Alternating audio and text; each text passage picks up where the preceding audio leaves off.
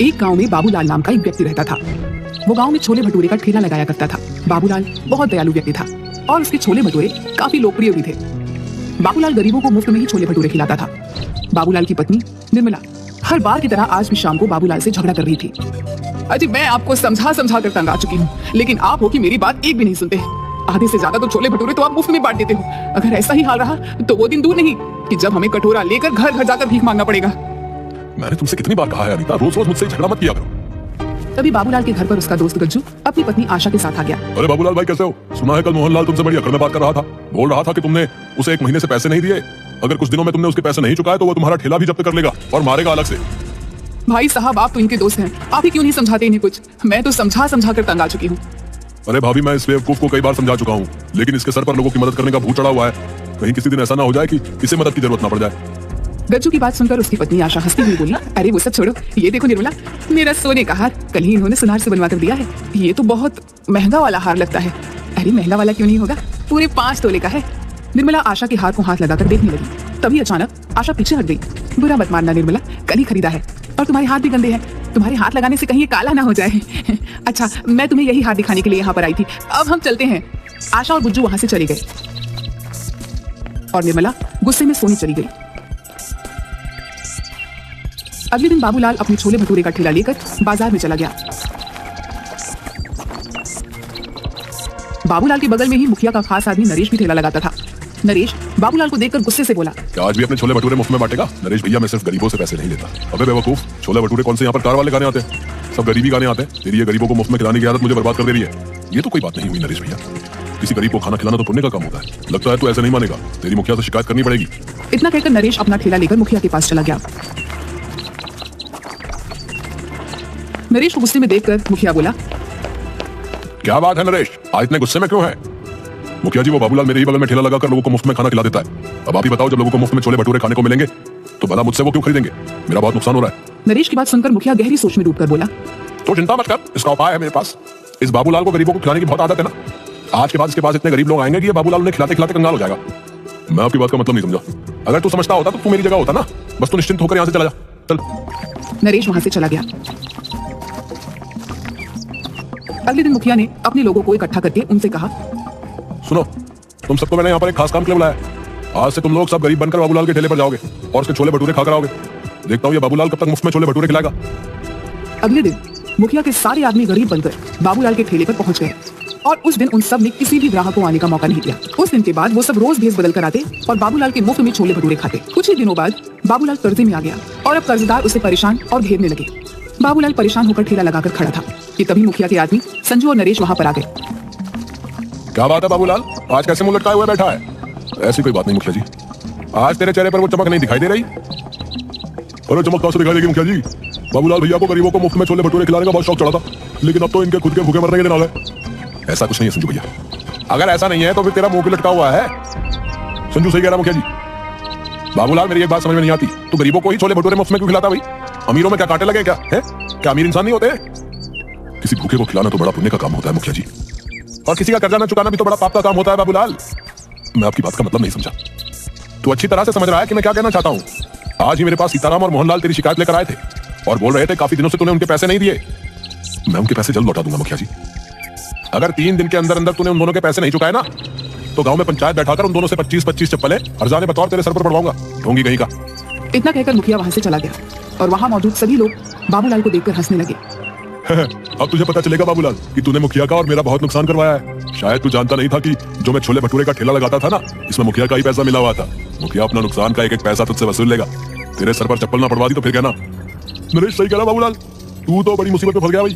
अब 3 दिन में पैसे कहां से लगा देगा? बाबूलाल ने उन दोनों की बात का कोई जवाब नहीं दिया। वह चुपचाप खड़ा रहा।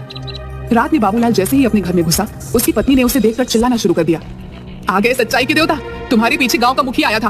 तुम्हें पता है कितना जलील करके गया है मुझे और तुम्हें कितनी गालियां देकर गया है? पता है मुझे, गांव के मुखिया ने मुझे भी सारे बाजार में बेइज्जत करने में कोई कसर नहीं छोड़ी।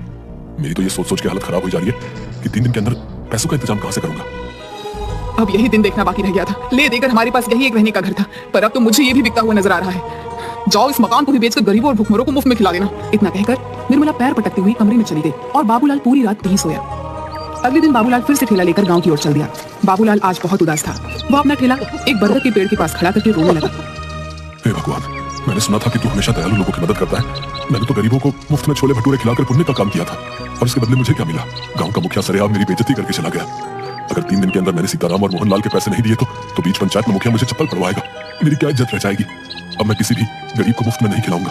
मुझे माफ कर देना भगवान, मेरे पास इसके अलावा और कोई चारा नहीं। कुछ देर बाद बाबूलाल गांव में जाकर ठेला लेकर आ गया, मगर आज उसने किसी को मुफ्त में नहीं खिलाया। कुछ देर बाद एक बूढ़े पति पत्नी उसके पास आकर खड़े हो गए। हमने सुना है बेटा कि तुम गरीबों को मुफ्त में खिलाते हो। हम पति पत्नी 3 दिन से भूखे हैं, भूख से हमारी हालत खराब है। क्या तुम हम दोनों को छोले भटूरे खिला सकते हो? हमारे पास पैसे नहीं है। माफ करो बाबा, आज मैं किसी को मुफ्त में नहीं खिला रहा। बाबूलाल की बात सुनकर वहां पर खड़े हुए लोग बाबूलाल को देखकर हंसने लगे। ठीक है बेटा, जैसी तुम्हारी मर्जी। मैं तो किसी भी प्रकार से भूखा रह लेता हूँ, लेकिन ये मेरी पत्नी कुछ दिनों से बीमार भी चल रही है। तुम ऐसे ही कुछ खिला दो। मेरी मजबूरी समझो बाबा, मुझसे किसी को भूखा नहीं देखा जाता, लेकिन आज मैं बहुत मजबूर हूँ। अगर आज भी मैंने मुफ्त में खिला दिया तो मेरी बहुत ज्यादा बदनामी और बेइज्जती हो जाएगी। मेरे पास पैसे तो नहीं है बेटा, लेकिन हाँ, कुछ मिट्टी के कंकड़ पड़े हुए हैं।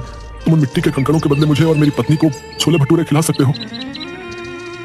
बाबा, मैं भला मिट्टी के कंकड़ों का क्या करूंगा? मुझे पैसों की जरूरत है। गरीब की दी हुई कोई भी चीज बेकार नहीं होती बेटा, एक ना एक दिन वो काम जरूर आती है। उपहार समझ कर रख लेना। बाबूलाल को उस बुजुर्ग पर बहुत ज्यादा तरस आया। ठीक है बाबा, लाओ उन मिट्टी के कंकड़ों को दो। मैं तुम्हारा आशीर्वाद समझ कर रख लेता हूँ। तुम दोनों जितना खा सकते हो उतना खा लो। उस बूढ़े ने एक पोटली बाबूलाल के हाथों में थमा दी। बाबूलाल ने देखा उसमें मिट्टी के कंकड़ रखे हुए थे। बाबूलाल दोनों पति पत्नी के लिए गर्मा गर्म छोले भटूरे बनाने लगा। तभी वहां पर ठेला लगाकर खड़ा हुआ नरेश बाबूलाल से बोला, अरे मिट्टी के कंकड़ों से तू भला कैसे सीताराम और मोहनलाल का कर्जा चुकाएगा रे? बेवकूफ आदमी, इतनी बेइज्जती होने के बाद भी तेरी कुछ समझ में नहीं आया। नरेश, मेरी जिसे मर्जी चाहेगी मैं उसे मुफ्त में खिलाऊंगा। तू कौन होता है मुझे रोकने वाला? जाकर बोल देना अपने मुखिया को। मुखिया का चमचा कहीं का। 3 दिन बाद जब मुखिया उन दोनों से तेरे सर पर चप्पलें पड़वाएगा ना, उस दिन मैं तुझसे बात करूंगा। हाँ, मुझे भगवान पर पूरा विश्वास है, वो दिन कभी नहीं आएगा। इतना कहकर बाबूलाल फिर से छोले भटूरे बनाने लगा, मगर देखते ही देखते वह बूढ़े पति पत्नी बाबूलाल के सारे छोले भटूरे खा गए। बाबूलाल जरा सा चेहरा लिए उन्हें देखता रह गया। उसने देखा उसके ठेले पर अब कुछ भी नहीं बचा था। बाबूलाल चुपचाप अपने घर चला गया। क्या हुआ, आज दोपहर में ही कैसे चले आए? कहीं आज भी सारे छोले भटूरे कहीं बांट तो नहीं आए? निर्मला, मुझसे सोच बात मत करो। अरे तो फिर और किससे बात करूं? अपना सर दीवारों पर मारूं क्या? मेरी तो सोच सोच के हालत खराब होती जा रही है कि 2 दिन बाद क्या होगा। वैसे तुम कभी शाम से पहले घर नहीं आते, आज क्या हुआ? बाबूलाल ने अपनी पत्नी को सारी घटना बता दी। हे भगवान, इस आदमी का मैं क्या करूं? इसने तो बेवकूफीपन की सारी हदें पार कर दी। अरे उन दोनों को सारे छोले भटूरे खिलाने की क्या जरूरत थी? मुझे क्या पता नहीं था। मुझे लगा था कि वो 2 या 3 से ज्यादा नहीं खाएंगे, लेकिन उन्होंने तो देखते देखते सारा ठेला साफ कर दिया। लाओ, मुझे भी दिखाओ आखिर उन दोनों ने कौन सी मिट्टी के कंकड़ दे दिए हैं जिसके बदले तुम्हारे सारे छोले भटूरे उनमें लुटा कर आ गए। वहां पर खड़े लोग तुम्हारा मजाक गलत नहीं उड़ा रहे थे। भला कोई मिट्टी के कंकड़ के बदले छोले भटूरे खिलाता है क्या? मैंने उन मिट्टी के कंकड़ के बदले उन्हें छोले भटूरे नहीं खिलाया नीता। उन दोनों के चेहरे से साफ लग रहा था कि वो कई दिन से भूखे हैं। लाओ दो मुझे, मैं भी तो देखूं उन गरीबों के उपहार में ऐसा क्या है। बाबूलाल ने उदास मन से वह पोटली अपनी पत्नी को दे दी और पोटली में कंकड़ देखकर निर्मला गुस्से से चीखते हुए बोली, हाय राम, अब इस कंकड़ का क्या करूं? लगता है तुम्हारी किस्मत में सीताराम और मोहनलाल के हाथों चप्पल खाना ही लिखा है। अब जो होगा देखा जाएगा निर्मला। अगर भगवान ने मेरी किस्मत में गांव वालों के सामने मेरी बेइज्जती ही लिखी है तो उसे कोई नहीं बदल सकता। बाबूलाल वहां से चला गया और 2 दिन बाद बाबूलाल पंचायत में सर झुकाए खड़ा था। क्यों रे बाबूलाल, कैसे लाया है? इंतजाम नहीं हो पाया मुखिया जी, कुछ दिन की मोहलत और दे देते। वो तो हम तुझे जरूर देंगे, मगर सीताराम और मोहनलाल के हाथों चप्पल तो खा ले। ऐसा मत कीजिए मुखिया जी, मेरी बेइज्जती हो जाएगी। मैं किसी को मुंह दिखाने के लायक नहीं रहूंगा। क्या हुआ? उस दिन तो बड़ा मुंह चला रहे थे, मार खाने की नौबत आई तो अब इज्जत की दुहाई दे रहे हो। मुखिया सीताराम और मोहनलाल की ओर देखकर बोला, देखते क्या हो, मारो इस दानवीर को चप्पलों से। बड़ा दानवीर बना फिरता है, मक्कार कहीं का। मुखिया की बात सुनकर मोहनलाल और सीताराम बाबूलाल को चप्पलों से मारने ही वाले थे कि तभी वहां पर बाबूलाल की पत्नी निर्मला आ गई। खबरदार, जो मेरे पति को किसी ने हाथ भी लगाया। क्यों रे बाबूलाल की पत्नी, तुझे पता नहीं तेरे पति ने दोनों से कर्जा लिया था? तेरी इतनी हिम्मत कि तू मुखिया के आदेश को चुनौती दे? मुखिया की बात सुनकर निर्मला ने मोहनलाल और सीताराम के पैसे मुखिया के मुंह पर मार दिए। ये लो पकड़ो इन दोनों के पैसे। आईना मेरे पति के ऊपर आंख उठाकर भी नहीं देखना। तू ये पैसे कहां से लेकर आई? तुम्हें इससे मतलब, तुम्हें इनके सारे पैसे चाहिए थे ना, और इनके पैसे मैंने तुम्हारे मुंह पर मार दिए। बाबूलाल निर्मला के पास पैसे देखकर हैरान रह गया। बाबूलाल ने आहिस्ता से निर्मला से पूछा, निर्मला तुम ये पैसे कहां से लेकर आई? घर चलो, मैं तुम्हें सब बताती हूँ। बाबूलाल निर्मला के साथ घर पर आकर बोला, अब बताओ कि निर्मला तुम ये पैसे कहां से लेकर आई? आज जब तुम्हें मोहनलाल और सीताराम पकड़ कर ले गए थे तो मैं फूट फूट कर रो रही थी। रोते हुए मुझे अचानक गुस्सा आ गया और मैंने गुस्से में वो पोटली बाहर फेंकने के लिए निकाली जिसमें कंकड़ थे। मगर जैसे ही उस पोटली में से कंकड़ फेंके तो उसमें से कंकड़ नहीं बल्कि बेशकीमती हीरे निकले। मैं तुरंत एक हीरा गिरवी रखकर पैसे ले आई और मुखिया के मुंह पर मार दिए। निर्मला की बात सुनकर बाबूलाल हैरान होकर बोला, लेकिन उसमें तो कंकड़ पत्थर थे।